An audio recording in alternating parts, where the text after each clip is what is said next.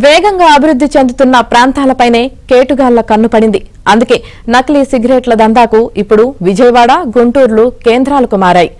నకిలీ వ్యాపారంతో కేటుగాళ్లు కోట్లు ఆర్జిస్తున్నారు.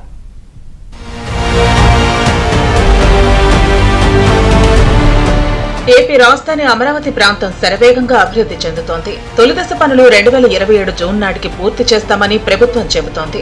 ఆ దిశగా పనులు కూడా ప్రారంభమయ్యాయి. అయితే అమరావతికి ఇరువైపులా ఉన్న గుంటూరు, కృష్ణా జిల్లాల్లో ఇప్పుడు పొగ మాఫియా చెలరేగిపోతోంది.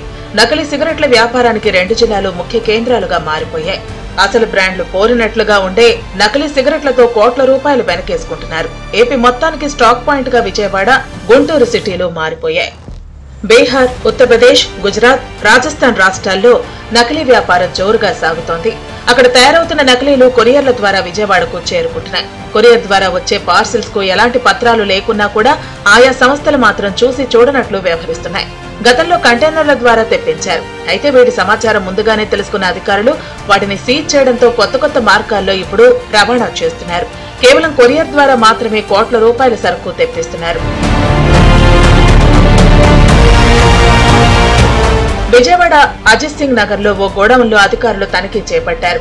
ఈ సోదాల్లో పెద్ద ఎత్తున విదేశీ బంగారంతో పాటు కోటి రూపాయల విలువైన నకిలీ సిగరెట్లు కూడా సీజ్ చేశారు అధికారులు. అయితే ఆ కేసు దర్యాప్తు ఏమైందనే విమర్శలు వినిపిస్తున్నాయి.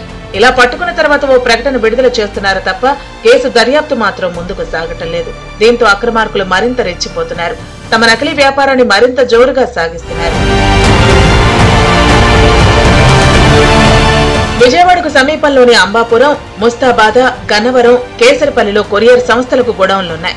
ఇక్కడికి వచ్చిన సరుకును మాఫియా కింద పనిచేసే ఏజెంట్లు తీసుకుంటున్నారు. గతేడాది బీహార్ నుంచి కొరియర్ ద్వారా వచ్చిన నకిలీ సిగరెట్లను సెంట్రల్ జీఎస్టీ అధికారులు సీజ్ చేశారు. వీటి విలువ 2.5 కోట్ల వరకు ఉంటే ఇన్వాయిస్ లో మాత్రం కేవలం 8 లక్షలు అనే చూపించారు.